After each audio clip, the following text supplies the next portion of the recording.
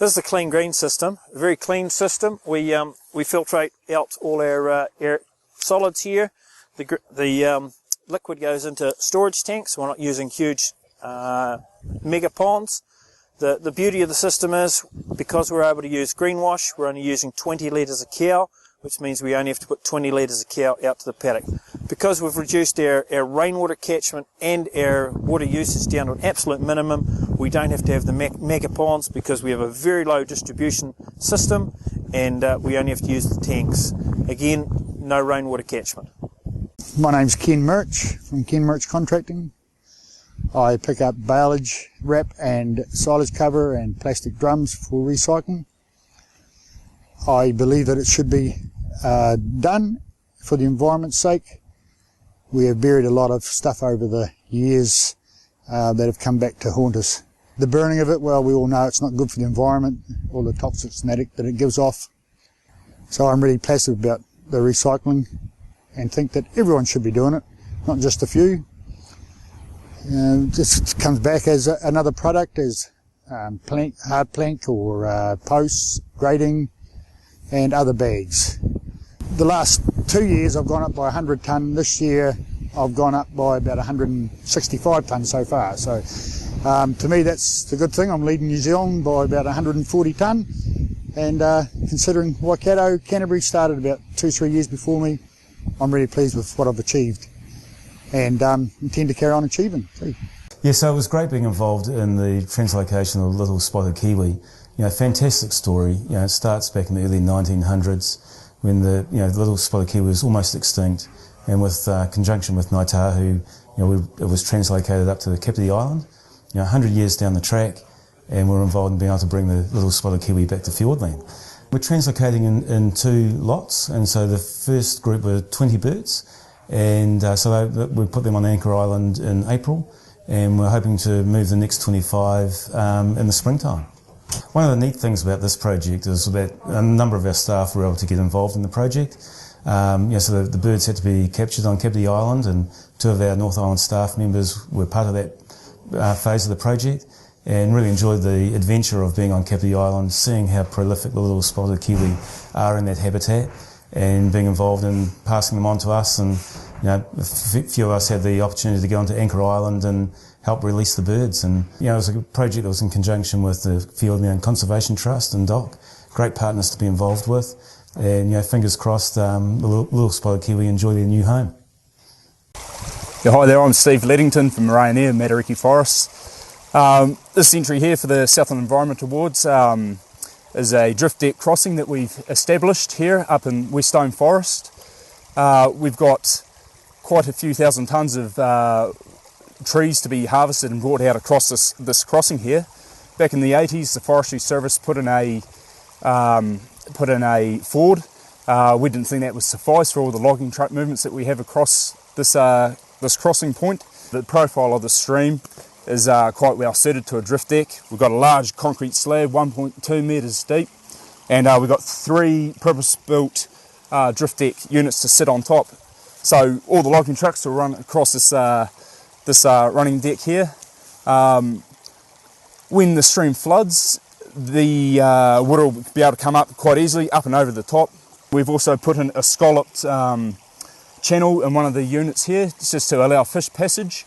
This stream's really quite important. It's a tributary of the Acton stream, which flows into the Oriti.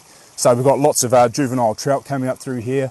We've got freshwater crayfish, longfin eels, and non-migratory galaxias. So, we really want to do a good job to keep the fish passage open through here. So, yeah, basically this is a pretty good fit for this particular stream. And yeah, let the fish carry on up. Good times. We have a management plan for Thompson's Bushwits, which guides our revegetation work, which has been going on for some over 10 years now, and we've had a lot of help from various community groups. We've planted, with their assistance, some 13,000 plants over the last 10 years, and we've grown all of those plants in the Cape City nursery from eco-source material from the reserve. We have all manner of groups coming in, from school groups, community groups, a Rotary Club, a Westpac Bank has got involved as well, and the Environmental Management Group from the SIT. So we've had assistance from hundreds of people over the years. I think 925 people have been involved for the last 10 years, and we appreciate their efforts. Weed management is a big one for us. There's all manner of weeds growing here, so with our own staff work as well as contractors and community groups, we're constantly working on those. Tree and track work, we're needing to keep our track network safe for people, so we're often monitoring the trees and removing those that are declining. We have pest control work going on. Most years there's been trapping of possums, and we get some feral cats as well, and there's monitoring of rats going on at the moment as well, although we're surprised and pleased to hear that there's not very many being detected in the tunnels.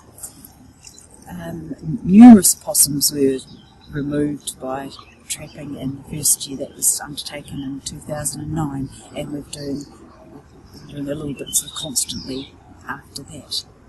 Well, this is Whitehall Wind Farm, and on this site we've got 2 pair of falcon that have always lived on the site. So originally Meridian had to monitor the falcons for consent reasons. We had to make sure that the wind farm didn't affect their breeding. So we did that for about all through the construction period and for about 3 years into operation of the wind farm, and couldn't find any evidence that the falcons were affected by the wind farm, but they do nest on the ground, so the eggs get eaten by hedgehogs, stoats, weasels, possums, and also the chicks, so the chicks never really grow up. So Environment South then came along and said they wanted to do a possum control program around the site. So we agreed to that. That was a good idea. So they hit the site quite hard with poison and traps, and knocked the numbers back quite a bit. And now we just do the annual bait stations. And then in addition to that, we started laying out dock traps. So these traps are all spread along the roads of the site and pretty much all around the boundary. So we're just trying to stop any predators that are coming onto the site, that we actually get them. And that's just another way that we can perhaps improve the falcon's breeding success.